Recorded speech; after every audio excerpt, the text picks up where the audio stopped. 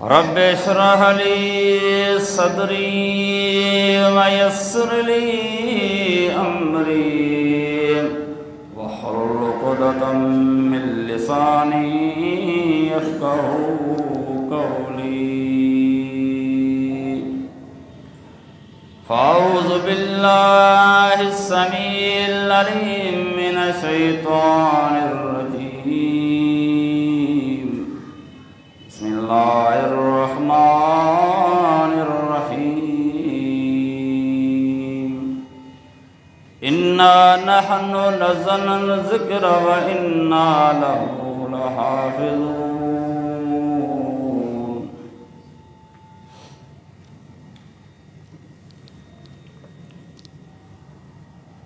मौजूद सामीन इकराम,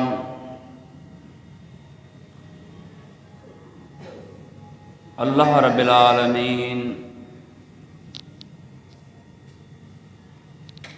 असाई तव्हां सभिनी इंसाननि जे हिदायत ऐं रहनुमाई जे लाइ, बल्कि पूरी इंसानियत जे हिदायत ऐं रहनुमाई जे लाइ नबूअत जो सिलसिलो अल्लाह रब्बिल आलमीन शुरू कयो।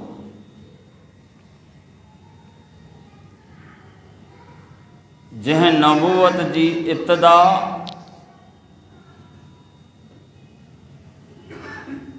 असां ई तव्हां सभिनी इंसान ज़ात जो अबो ई ॾाढो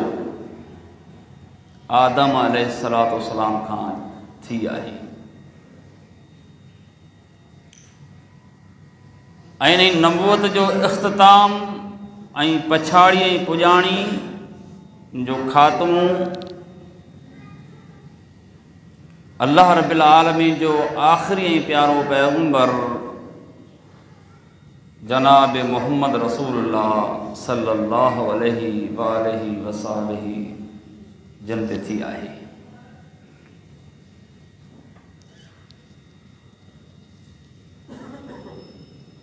हिदायत ऐं रहनुमाई जे लाइ अल्लाह रब्बिल आलमीन रसूलनि खे, पैगंबरनि खे, अंबिया इकराम खे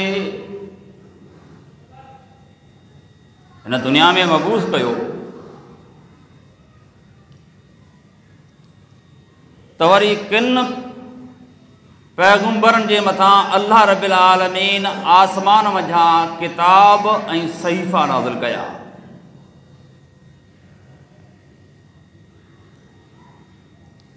वक़्तु गुज़रण सां गॾोगॾु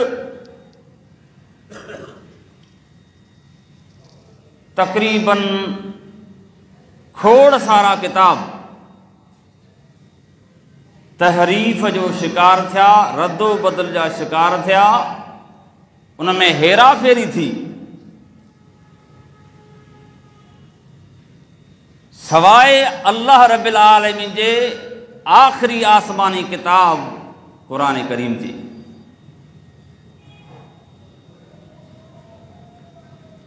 इहो ई किताब आहे जो दुनिया जे अंदरि केॾो बि इंसान ज़हीन छो न हुजे, ज़हन जे आला मक़ाम ते फ़ाइज़ हुजे, पर यादि रखो उहो एॾे ज़हानत रखण जे बावजूदु अल्लाह पाक जे किताब क़ुरान करीम जी हिकिड़ी आयत, हिकिड़ी सूरत, हिकिड़ो रुकू त परे जी ॻाल्हि आहे, पर हिकिड़े हर्फ़ खे बि हेॾां होॾां फेरे नथो सघे। हा, तव्हांखे दुनिया जे अंदरि कई बातिल मज़हब फ़िरका मिलंदा। उन्हनि बातिल फ़िरकनि ऐं मज़हबनि उन जे तर्जुमे जे अंदरि, उन जे माना जे अंदरि पंहिंजे पंहिंजे मर्ज़ी मुताबिक़, पंहिंजे पंहिंजे मज़हब मुताबिक़, पंहिंजे पंहिंजे मफ़ाद मुताबिक़ उन जे तर्जुमे में, माना में हेरा फेरी थी हूंदी। पर क़ुरान करीम जो जेको अरबी मतन आहे, छो तो क़ुरान करीम सॼो अरबी में आहे। क़ुरान करीम जो जेको अरबी इबारत आहे, जेको अरबी मतन आहे, इन अरबी इबारत जे अंदरि, इन अरबी मतन जे अंदरि इन क़ुरान करीम जे हिकिड़े हर्फ़ खे, हिकिड़े नुक़्ते खे, हिकिड़ी ज़ेर खे, हिकिड़ी ज़बर खे को बि मां जो पुटु हेॾां होॾां करे कोन थो सघे। छो जॾहिं अल्लाह रब्बुल आलमीन हिन क़ुरान करीम खे मुहम्मद रसूलुल्लाह सल्लल्लाहु अलैहि वसल्लम ते बेज़रिए वही नाज़िल कयो, उन टाइम खां वठी अॼु ॾींहं ताईं, अॼु ॾींहं खां वठी क़यामत जे ॾींहं ताईं को बि हिन धरती जे मथां अहिड़ो माण्हू वॾे में वॾो ज़हीनदार बि पैदा न थियो आहे, न थींदो, जेको अल्लाह पाक जे किताब क़ुरान करीम जे हिकिड़े हर्फ़ खे, अखर खे हेॾां होॾां करे सघे।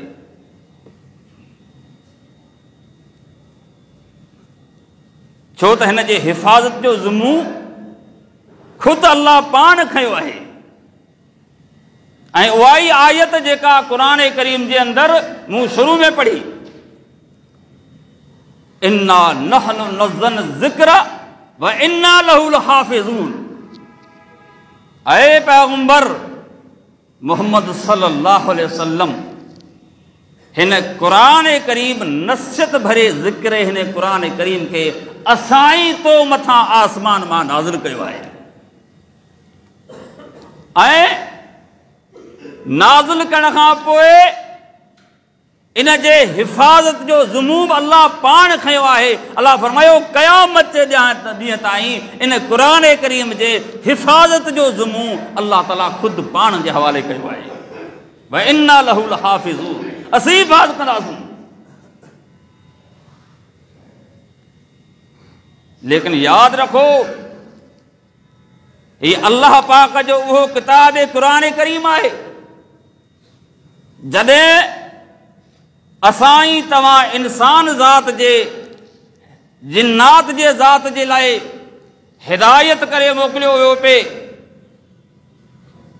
मुहम्मद रसूलुल्लाह सल्लल्लाहु अलैहि वसल्लम ते नाज़िल थियण खां अॻु में यकीन सम्झो हिन किताब क़ुरान करीम जो बार रब तो चवे त असां आसमाननि ते पेश कयोसीं।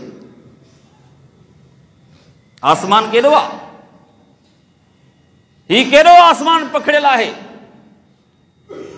जंहिंजी देख जी त का ख़बर ई कान्हे। अल्लाह रब्बुल आलमीन हिन जे देग ऐं हिन जी वेकर जो पतो मुंहिंजे रब खे ख़बर आहे, कंहिं पैगंबर खे बि ख़बर न आहे सवाइ जेको रब ॿुधाए। ऐं ही हेॾो सारो आसमान, हाँ अल्लाह ताला फरमायो, ऐ इंसान हो असां तव्हां जे लाइ हिन आसमान खे तव्हां जे मथां नीली छित करे बीहारियो आहे, ज़मीन जे लाइ विछाए छॾी आहे। लेकिन ही केॾो वज़नी ऐं वॾो बहारी ऐं तमामु वॾो थोल ऐं देग वारो आसमान। सही बुखारी जे अंदरि हदीस आहे, अल्लाह जे प्यारे पैगंबर मोहम्मद सल्लल्लाहु अलैहि वसल्लम फरमायो, पाण फरमायाऊं हिन आसमान जी, हिकु आसमान खां वठी ॿिए आसमान जे विच में 500 साल जेतिरे पंध जेतिरी वो फ़ासिलो आहे। ॻाल्हि सम्झ में अचे थी? हिकिड़ो माण्हू हितां रवानो थिए सफ़र करे 500 साल ताईं सफ़र कंदो रहे, हलंदो रहे। पहिरीं ॻाल्हि त एतिरी कंहिंजी जमार आहे न दौर में, एतिरी उम्र आहे कंहिं माण्हू जी। लेकिन यादि रखो, अल्लाह जे प्यारे पैगंबर मोहम्मद सल्लल्लाहु अलैहि वसल्लम फरमायो 500 साल जेतिरो पंध हिकु आसमान खां ॿिए आसमान जे विच में जे पंध घणो आहे 500 साल जो, ऐं 500 साल जे पंध जे बराबरि हर आसमान जी थोल आहे। ईअं हिकु आसमान, वरी ॿियो आसमान, टियों चोथों आसमान, पंजों छहों आसमान, सतों आसमान, हर आसमान खां ॿिए आसमान जे विच में, बल्कि हर आसमान सतें आसमान तक, हर आसमान ऐं आसमान जी थोल ऐं विच में पंध 500 साल जेतिरो फ़ासिलो पंध आहे।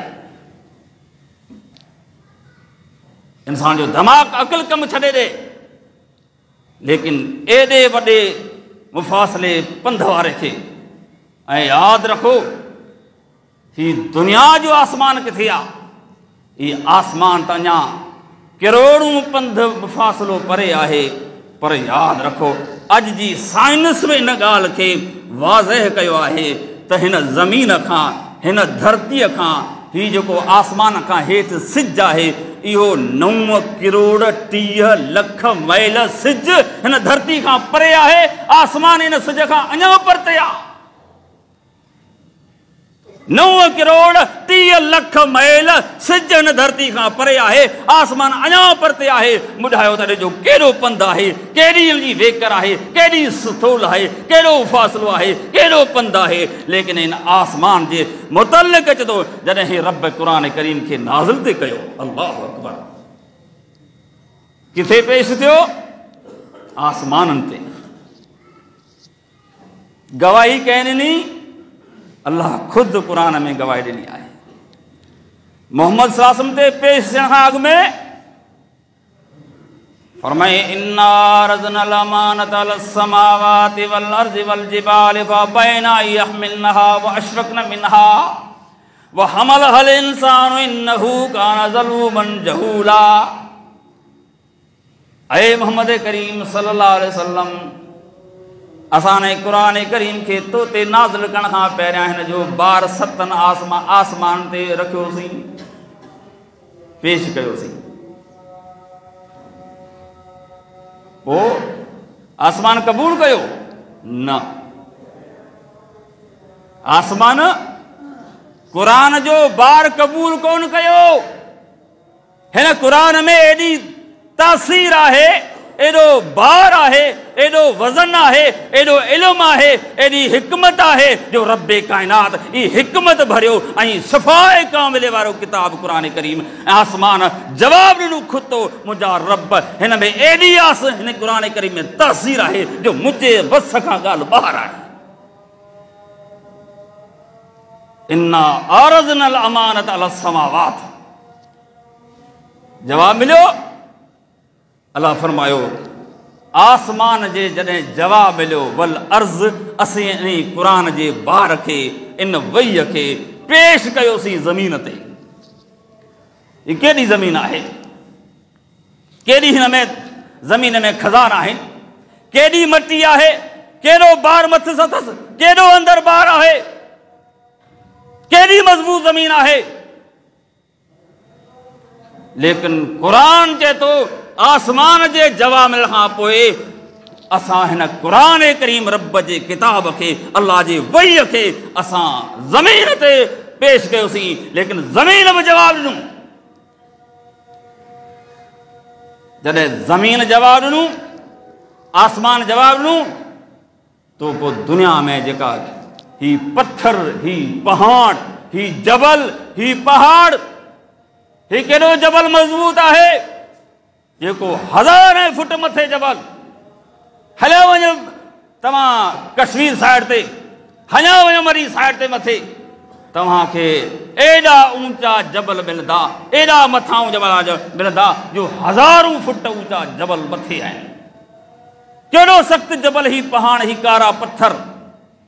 लेकिन रब ऐलान कयो, जॾहिं आसमान ज़मीन क़ुरान करीम जे बार खां जवाब ॾिनोसीं, उन टाइम ते रब थो चए, असां हिन जबल जे मथां पेश कयोसीं। फ़अबैन अन यहमिलनहा व अशफक़न मिनहा। क़ुरान चए थो, पोइ इन टिनी आसमान, ज़मीन, वॾे पहाड़, पत्थर, जबल जवाब ॾिनो, इनकार कयो। व अशफक़न मिनहा, ऐं हिन क़ुरान करीम जे, रब जे किताब जे, रब जे वही जे बार रखण खां ॾिना त असां में एतिरी सघन आहे जो ही बार खणी सघूं। पोइ व हमलहल इंसानु इन्नहु कान ज़लूमन जहूला। इन खां पोइ असां इंसान जे हिदायत रहनुमाई जे लाइ असां तव्हांजे मझां मोहम्मद करीम सल्लल्लाहु अलैहि वसल्लम नबूवत जो, उनजो जेको इंतिखाब कयोसीं। पोइ हिन क़ुरान करीम खे असां जेकॾहिं नाज़िल कयोसीं त मोहम्मद करीम सल्लल्लाहु अलैहि वसल्लम ते न नबी मुकरम सल्लल्लाहु अलैहि वसल्लम ते उनजे दिलि ते नाज़िल कयोसीं। इन्नहू कान ज़लूमन जहूला, ही इंसान केॾो न नादान आहे जो मोहम्मद करीम सल्लल्लाहु अलैहि वसल्लम ते नाज़िल कयल किताब जो शिकायत करे जाहिलाना ॻाल्हियूं थो करे, वॾो जाहिल थी चुको आहे। इन्नहू कान ज़लूमन जहूला, ही पाण ते ज़ुल्म बि करे थो, जाहिल बि आहे, जो क़ुरान करीम खे कोन थो मञे, तस्लीम कोन थो करे, पढ़ण लाइ तयारु कोन्हे, अमल करण लाइ तयारु कोन्हे। लेकिन ही उहो किताब यकीन सम्झो जंहिं किताब जे लाइ अल्लाह रब्बिल आलमीन वरी क़ुरान करीम में हिकु ॿी जाइ ते ऐलान कयो आहे। ही क़ुरान करीम जेकॾहिं असीं जबल ते नाज़िल करियूं, छा ते जबल ते नाज़िल करियूं त ही जबल टुकड़ा टुकड़ा थी वञे। लौ अंज़लना हाज़ल क़ुरान अला जबल लरअयतहु ख़ाशिअन मुतसद्दिअन मिन ख़श्यतिल्लाह व तिलकल अमसालु नज़रिबुहा लिन्नासि लअल्लहुम यतफ़क्करून। ऐ मोहम्मद करीम सल्लल्लाहु अलैहि वसल्लम, उहो किताब क़ुरान करीम जेको असां तव्हां हिदायत तुंहिंजे माण्हुनि जे लाइ, तुंहिंजी उम्मत जे लाइ हिदायत रहनुमाई करे मोकिलियो आहे, उहो किताब क़ुरान करीम जेको असां ऐं मोहम्मद करीम सल्लल्लाहु अलैहि वसल्लम तुंहिंजे दिलि ते लाथो आहे। लौ अंज़लना हाज़ल क़ुरान अला जबल, हिन क़ुरान करीम खे जेकॾहिं असीं जबल ते नाज़िल करियूं हा त ही जबल जेको सो टुकड़ा टुकड़ा थी पए, ज़रा ज़रा थी पए। क़ुरान करीम जी हिन जे तासीर ऐं असर खे कॾहिं जे सट सही कान सघे, भोर भोर थी पवे। हा, अॼु असांजे दिलनि ते असर करे थो। हा, अॼु ही मुस्लमान कलमू पढ़ण जे बावजूद, मुस्लमान सजाइण जे बावजूद, मोहम्मद रसूलुल्लाह सल्लल्लाहु अलैहि वसल्लम जो उम्मती सजाइण जे बावजूद हिन क़ुरान करीम जो ज़ाहिरी इनकार करण लाइ तयारु कोन्हे, पर अमली मैदान में इनकारी आहे। केॾो इनकारी आहे। यकीन सम्झो ही उहो माण्हू जेको हिन क़ुरान करीम खे ज़ाहिरी तरह सां जेको असां इनकार कयो, पर अंदरूनी तरह सां मामलात जे अंदरि, आमाल जे अंदरि, सरी मैदान जे अंदरि, अमली मैदान जे अंदरि हिन क़ुरान करीम जो सरीअ इंसान इनकारी आहे, मुस्लमान हुजण जे बावजूद। छो? रब क़ुरान में हुकुम कयो आहे त तोखे निमाज़ पढ़णी पवंदी, पर जेकॾहिं माण्हू ज़बानी तरह सां क़ुरान खे मञे ऐं रब चए तोखे निमाज़ पढ़णी पवंदी ऐं निमाज़ नथो पढ़े, ईमानदारी सां ॿुधायो, पंहिंजे ज़मीर खे जज बनाए ॿुधायो त उहो क़ुरान खे मञे थो या ठुकराए थो। हा, अल्लाह त चए थो तोखे निमाज़ पढ़णी पवंदी, पैगंबर चए थो पढ़णी पवंदी। अकीम सलात आतु ज़कात वला तकूनु मिनल मुशरिकीन, हे आयतूं क़ुरान आहे न। निमाज़ खे क़ाइमु कजो, ज़कात खे ॾींदा रहो, मुशरिकनि मां मथि जो जेको निमाज़ कोन थो पढ़े, जेको ज़कात नथो ॾे, दिलि क़बूल कोन थी करे, ज़मीर इजाज़त नथो ॾे, पंहिंजी मूड मुताबिक़, पंहिंजे मर्ज़ी मुताबिक़ ही इंसान हले थो। ऐं यकीन सम्झो उनजे शिरक हुजण में, मुशरिक हुजण में, उनजे कुफ़र हुजण में क़ुरान हदीस जा दलाइल आहिनि त उन में कंहिं क़िस्म जो को फ़र्क़ु न आहे। मञे थो या उनजो एतिराफ़ करे थो? कोन थो मञे थो, पर ज़ाहिरी मञे थो।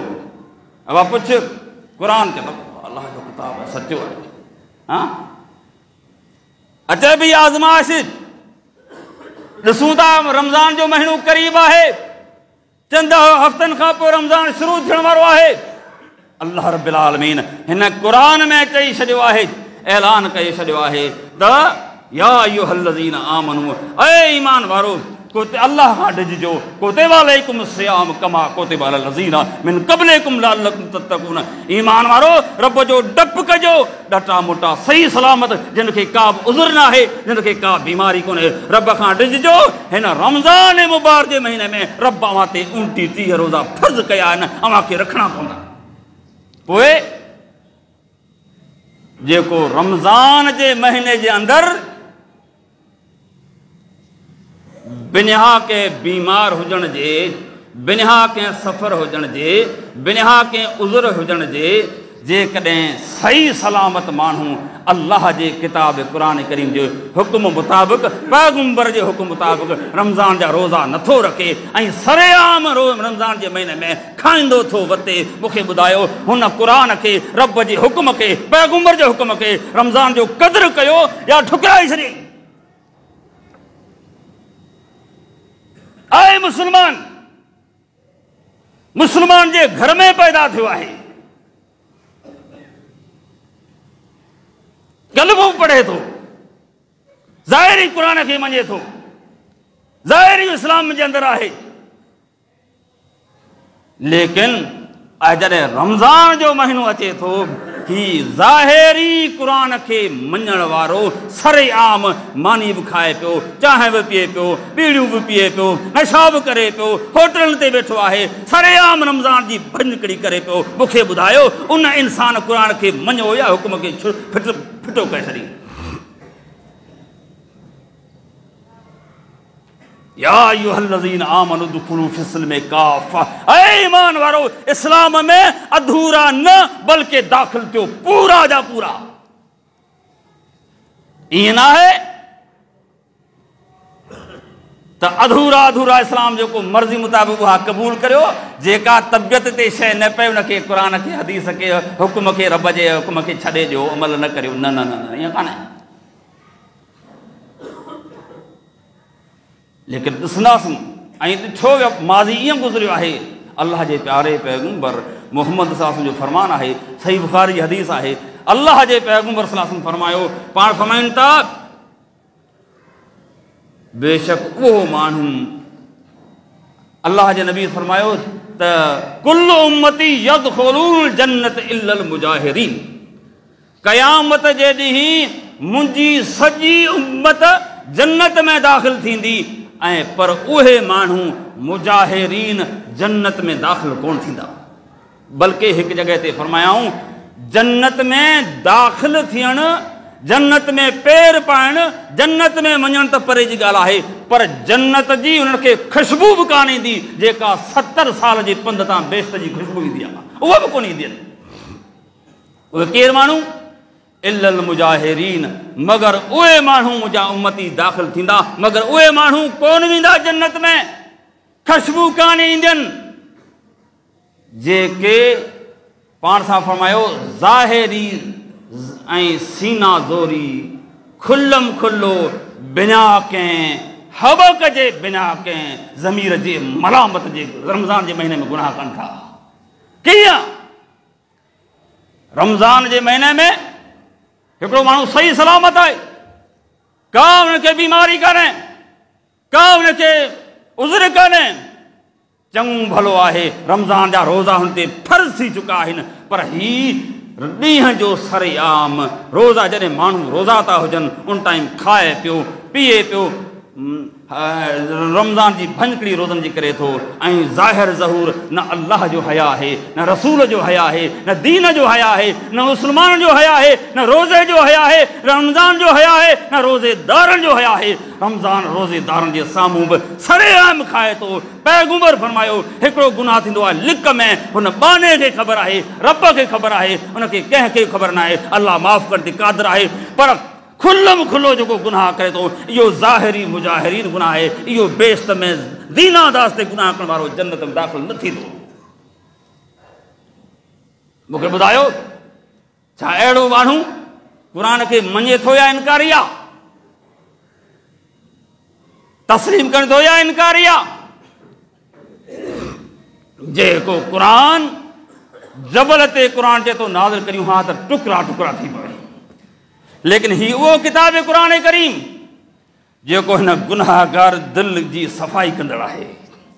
हाँ,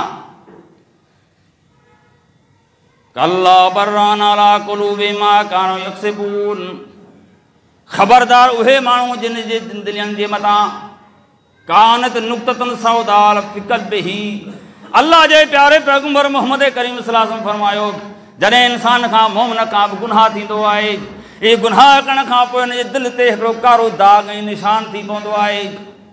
हाँ, गुनाह करण खां पोइ अल्लाह जे प्यारे पैगंबर मोहम्मद करीम सल्लल्लाहु अलैहि वसल्लम फरमायो इंसान जे हिन दिलि जे मथां जेको सो कारो दाग ऐं निशान थी पवंदो आहे।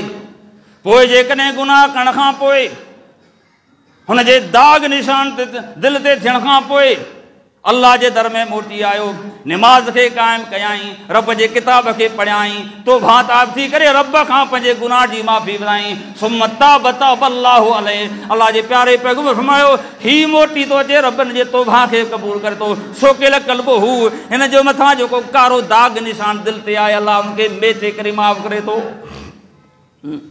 पर गुनाह जे मथां गुनाह, रमज़ान कोरो कोरो गुज़री वियो, सॼी जमार बेनमाज़ी, सॼी जमार क़ुरान खां परे, सॼी जमार गुनाहनि जे अंदरि। अल्लाह जे प्यारे पैगंबर फरमायो इहो हिकु दाग छा, इहो दाग वधी करे, इहो निशान वधी करे सॼी दिलि हमरा जी कारी थी वञे। पाण फरमायूं एसि ताईं दिलि कारी थिए थियो त पोइ क़ुरान चए थो कल्ला बर्राना अला क़ुलूबिहिम मा कानू यक्सिबून, ख़बरदार पोइ इहा दिलि जेका से सॼी किट जी कारी थी चुकी आहे, हिन ते किट चढ़ी चुका आहिनि जीअं लौह ते किट चढ़े। पैगंबर जो फरमान छा, अल्लाह जो किताब नस मौजूदु आहे त अहिड़ी दिलि ते अल्लाह ताला हिन गुनाह जे करे महर हणी छॾी आहे।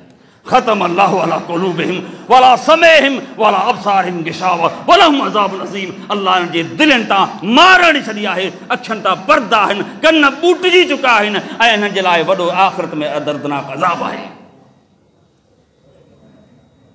असां क़ुरान खे कीअं मञियो आहे? हाँ, छलना का ॻोठ में चोरी थिए, का पाड़े में चोरी थिए,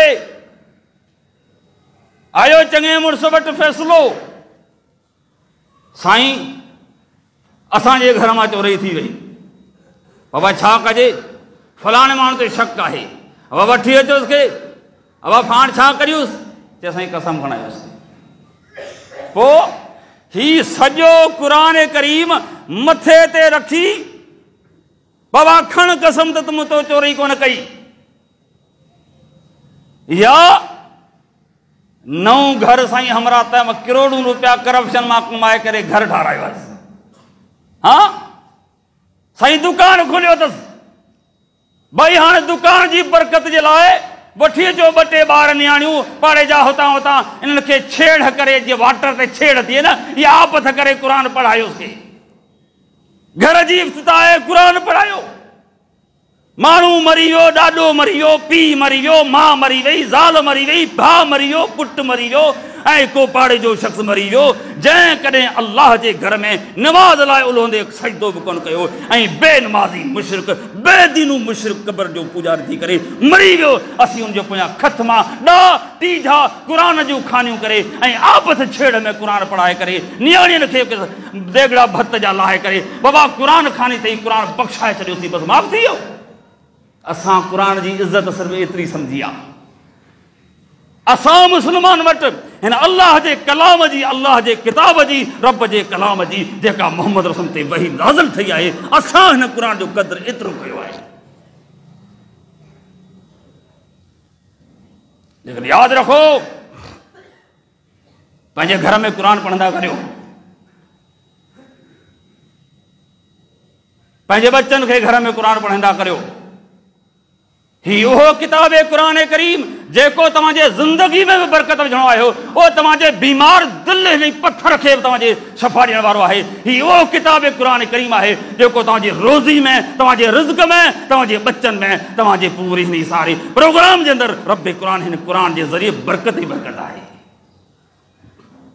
नबी मुकरम सल्लल्लाहु अलैहि वसल्लम मदीने में हुजनि, सही बुखारी जे अंदरि हदीस आहे, हिकिड़ो सहाबी इब्न हुज़ैर रज़ी अल्लाह ताला अन्हु, नालो यादि रखिजो, उसैद बिन हुज़ैर, नालो छा आहे? उसैद बिन हुज़ैर रज़ी अल्लाह ताला अन्हु, नबी मुकरम जो सहाबी आहे। घर में क़ुरान करीम सूरत बकर जी आधी रात जो थी तिलावत कयाई।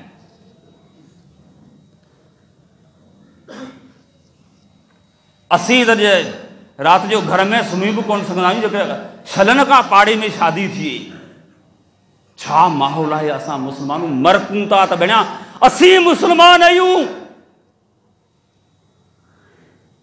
असीं जन्नत में वञण जो आसरो रखे वेठा आहियूं। भाई रात जो 1:30 3 बजे ऐं 4 बजे 5:30 बजे जेको अख खुले ऐं 5:30 बजे फजर जी आज़ान अची रही आहे। लेकिन असांजे कननि तां जेकॾहिं पाड़े में का शादी आहे त एॾा फुल स्पीड जे अंदरि डेक ॻाइण वॼाइण जा आहिनि ऐं जेको रहमत जा मलाइक लही अचनि, जेको रब चए ऐं ज़मीनी आसमान ते मुंहिंजो शान मुताबिक़ नुज़ूल थिए थो ऐं ॿुधां थो, उन टाइम ते बजाए क़ुरान जे रहमत जे असांजे घरनि में, असांजे इलाइक़नि में, असांजे रोडनि ते, असांजे गलियुनि में, असांजे शहर में बजाए रहमत जे ज़हमत ऐं लानत वसंदी रहंदी आहे। असीं आहियूं मुस्लमान, असीं पैगंबर ते कलमो पढ़ियो आहे, असां क़ुरान खे मञण वारा आहियूं। ही उसैद बिन हुज़ैर रज़ी अल्लाह ताला अन्हु आधी रात जो थी 5 पहर जे अंदरि हदीस में अचे थो सूरत बक़रा जी तिलावत करे रहियो। अल्लाहु अकबर। क़ुरान